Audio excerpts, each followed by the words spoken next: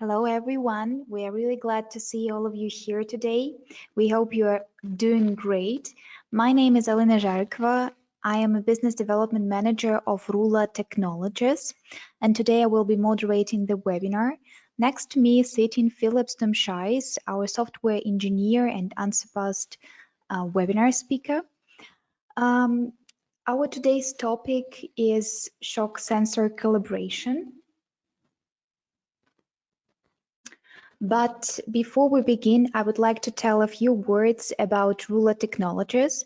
Rula Technologies is a European manufacturer of test and measurement instruments. We implement customized solutions for automotive, aerospace, research, and other industries. The company is headquartered in Riga, Latvia.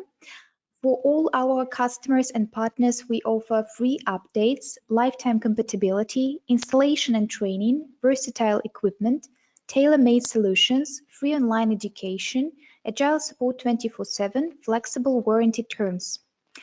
I think everything is clear, and without further ado, I can give the floor to our today's speaker, Philips Tumshajs. Philips, you're welcome.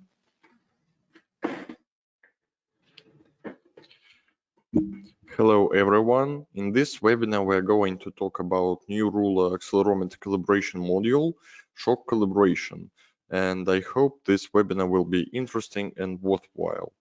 Now we are going to talk about the purposes of the shock calibration, discuss the standard, discover shock machine types, make a calibration example, and we will make conclusions. So when we need to measure the amplitude characteristics of the sensor, in some cases we have amplitude levels which exceed the maximum level of the shaker. In that case, we need to perform the calibration using impact or shock machines. Using shock accelerometer calibration, we perform a series of high amplitude shocks and compare them with the reference sensor data. And of course, for this calibration, we have a standard, which is ISO 6006322, and it describes the process of the shock calibration, its scope, shows example of different shock machines, their usage, sensor fixture, and so on. So this is the main standard for this shock calibration. There are many different types of shock machines which can be used with this Rula shock calibration module. The first one is anvil calibrator, and we are going to use it today. Also, we have pendulum calibrators, which look like this. We have drop ball calibrators, pneumatic piston calibrators, and of course Hopkinson bar calibrator. The main advantage of our software module is that you can use all these shock machines. The only thing you need is a Rula controller, your reference accelerometer, and your accelerometer under check. So you place them on your shock machine, detect shocks, and after that automatically get the results and analyze the data. So today we're using our anvil shock calibrator, and I will turn on the camera now. I hope you can see it. And now I think we can go to our software. Let's connect our controller.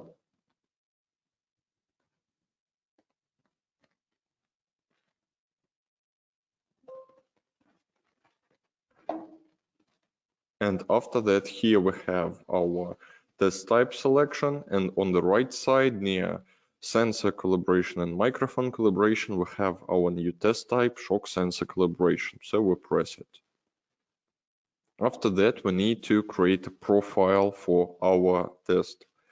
First of all, we need to set the sensor under check parameters. So we go to sensor database and let's add another sensor. We press add Let's call it sensor.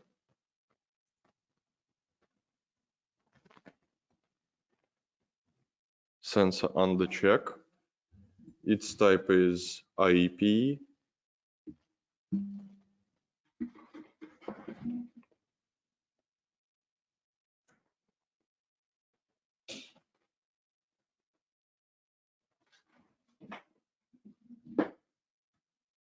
After that, its sensitivity is 10 millivolts per G. And here I need to enter the parameters like base frequency, start frequency, end frequency, and so on. Its base frequency is 250 Hertz. Let's enter its start frequency, end frequency, these parameters. Here I enter the sensitivity limits.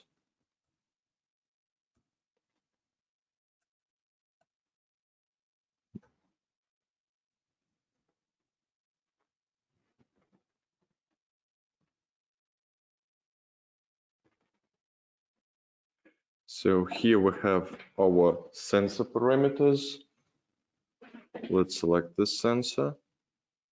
Here you see that its parameters are automatically inserted here. And after that, we need to enter the factory serial number. Also, if your sensor is 3-axis sensor, you can enable this feature and enter the sensitivities on the axis. After that, we need to enter the levels for our shock calibration. There are 3 ways of doing this. You can add them manually by adding new row button. So you enter manually the row value. Or you can use set amplitudes row. Here we have 2 options to create a linear row or row according to the standard. Let's go back to the slide. So here you see that using the linear row formula, we need to know the start amplitude, the end amplitude, and the number of points. But using ISO row, we need to know only start and end amplitudes. So the resulting row will be filled with amplitudes which are equal 1 multiplied by 10 in power of n, where n is the number of points between the start and end amplitude, 2, which is multiplied by 10 in power of n, and 5, also multiplied in 10 in power of n. If your start and end frequencies don't fit this row, they will be just added. Like here we have this starting and end amplitudes, and we get the resulting list something like this. Today I will manually add amplitudes. We will use 4 levels.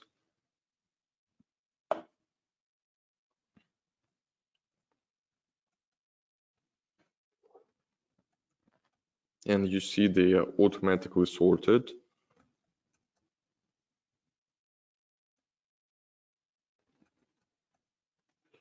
After that, we need to select the reference value. It can be calculated by mean, or you can select the level from the list and use it as the reference one. But we're going to use mean. After that, we go to measurement parameters. Here we enter the parameters for shock capturing and filtering the shocks. Here we can enable the high pass and low pass filter or disable it. Also enter the sample rate for our controller. Here we need to enter the trigger level. For example, we want to capture a 10 G amplitude shock, and we don't want to get any other sub shocks or bounces from our shock machine. So we set trigger to the desired level, and here it means that a shock will be counted as shock if we cross the 70% from the maximum level. For example, we need to capture 10G shock and we start capturing at 7G. Also, we can enable triggering by absolute. After that, we go to averaging and peak selection. The number of averaging means the number of shocks you need to apply at the current level. So here we will enter 3. And after that, you are enabled to select peak selection method. Now we have only a maximum selection, but in further versions, we will have least squares method. After that, you enter environmental parameters. Then we switch to channel settings. And here we need to have the reference sensor channel and the sensor under check channel. In this calibration, you can have multiple reference sensors. They can be used at different levels. For example, like this, you want to use the first sensor up to some level, and after that you want to use another accelerometer with another sensitivity, and that way you can use a large variety of sensors and get the best results at all amplitudes. Also, you can enable amplifiers, invert the shock, and here we need to select the sensor from the database here, and we need to add our sensor. Let's call it reference. It is a charge sensor. It has sensitivity of 0.07 picocoulomb per meter per second squared. I skip these parameters, but if you need, you can enter them. And after that, I recalculate the FREF. I apply the settings and use the selected sensor. Here you see its parameters. Let me check the channels on the controller. So I connect my sensors.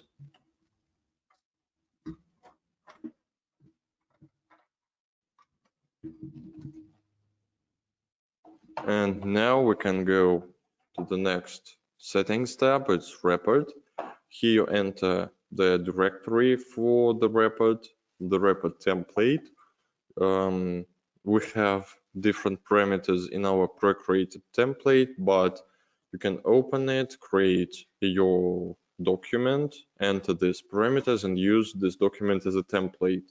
But in further versions, we will have a rapid creation wizard. Also, you need to enter the checker name. So we press OK.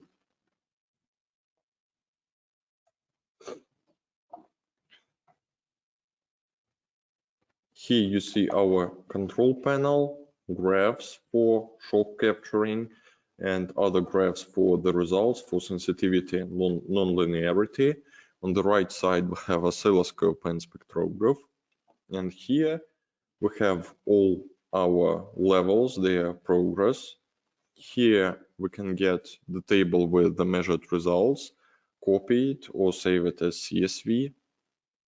And these buttons are used for remeasuring the levels during the calibration process. So, for example, if you measured all the levels, but you want to remeasure only shocks at 2000 meters per second squared amplitude level, you select it here and use these buttons to make new measurements. Also, during the test run, you get the results of the shock here, and if you want to get the shock data, you need to accept the shock, or decline it, or press start again if you want to remeasure all shocks at the selected level. And finally, we have a filter panel here. You can change its settings during the test run. So let's start the test.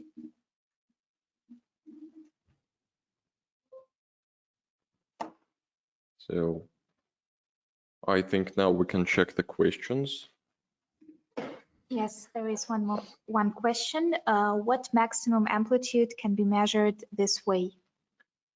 So our controllers can measure 10,000 millivolts on the channel or 10,000 picocoulomb per channel, but to know the maximum amplitude, you need to divide this 2000 value by the sensor sensitivity, and in that case, you will get the maximum amplitude. So there is a check in the settings which checks if you can get the data with your sensors from your levels list. For example, if you have sensors with really small sensitivity, you will see a warning message. So I think now we can start making shocks.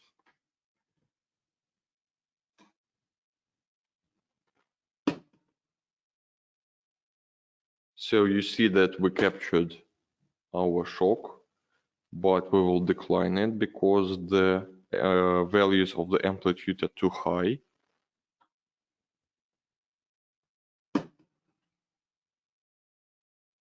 I think that's okay. We will accept the shock.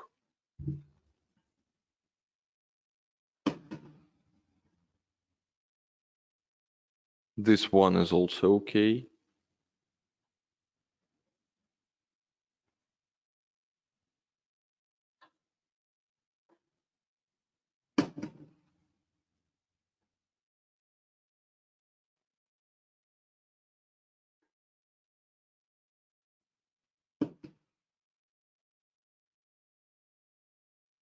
So let's accept it.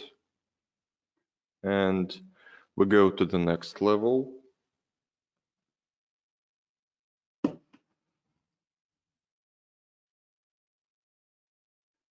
I decline it here because the levels are rather high.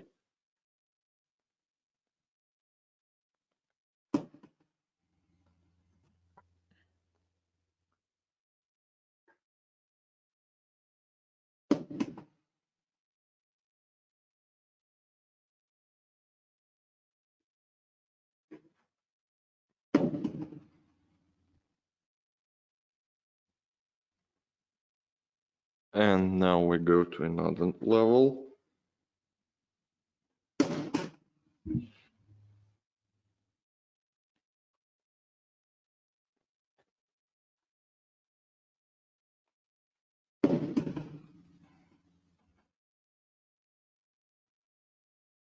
Also, during the test run, you can open this panel and see the results.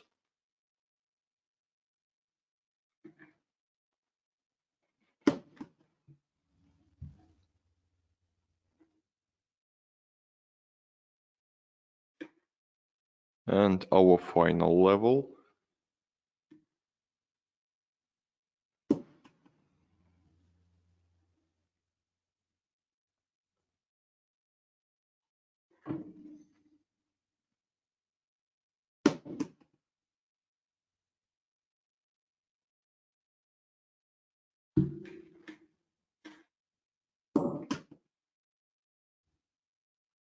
So I accept this shock.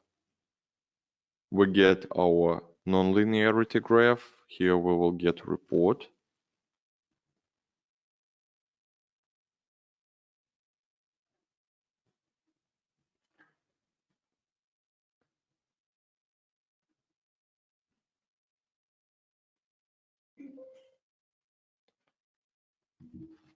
So it's created. You see that we get our sensitivity graph and nonlinearity graph. And here you see that report is completed. Let's watch at the graphs. So that way you can use our shock sensor calibration module to get the results from high amplitude shocks and get the amplitude characteristic of your sensor under check. And so I think that today we learned something new about the shock accelerometer calibration, the way it can be used on high amplitudes, which cannot be reached with vibration shaker or regular shakers. It has a big variety of features, options. You can set a large variety of sensors, and it will cover all your calibration needs.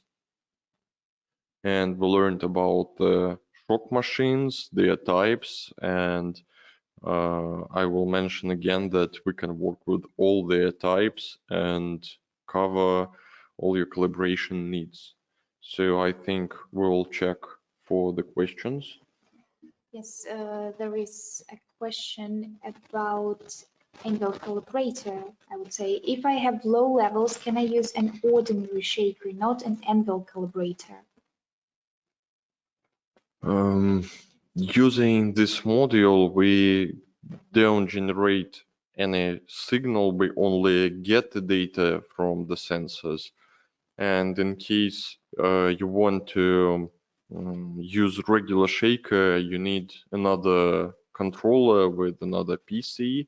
So using another equipment set, you will generate the shocks using our ruler shock test and get the data with another set of equipment, and you can use it for calibration, but the main option of this shock calibration that we only measure the data and get the results, so you can perform shock impacts the way you want. So yes, you can do it with the regular shaker. Thank you for your extended answer. What do you manufacture? What does a ruler manufacture for shock sensor calibration? Now we manufacture only controllers. We have a wide range of controllers, and we manufacture the software. We don't have any sensors or shock machines now, but I think that our main advantage is that you can use any equipment you want with our controller. Yeah, that's correct. And the last question, can I customize the report? Yes, you can go to the file folder, which is shown in the report settings of the test. So let me show it. Here in the test settings, we have a path for the template, and there you will find the parameters. So you can create your own ODT file with these parameters inserted here as a template and use it for the tests. But in future, we will have a rapid creation wizard, and you will be able to select the parameters you want more easily. Thank you.